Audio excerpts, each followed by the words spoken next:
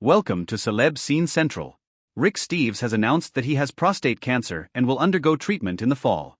The travel show personality, who has hosted Rick Steves Europe since 2000, disclosed his diagnosis Wednesday on social media.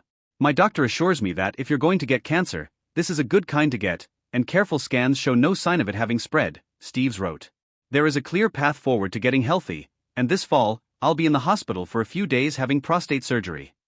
Steves, 69, went on to assure fans that he'll keep filming shows in France in late August and early September, and assuming he recovers quickly, he hopes to be cancer-free and back at it by the end of October. This medical experience will be a first for Steves, who said he's never stayed in a hospital overnight. "While the statistics tell me I should be just fine, I've been fortunate to have never spent a night in a hospital, and I find myself going into this adventure almost like it's some amazing, really important trip," he wrote.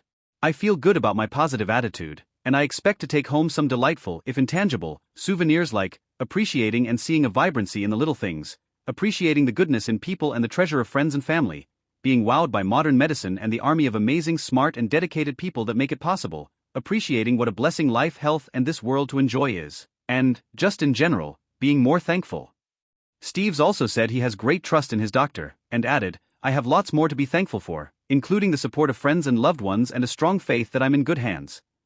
The TV host and guidebook author remained optimistic in his final remarks, concluding, "I'm looking forward to many more years of happy travels, exciting collaborations and beautiful friendships. Thank you for your love and support, and any travel tips you may have for me as I set off on this journey."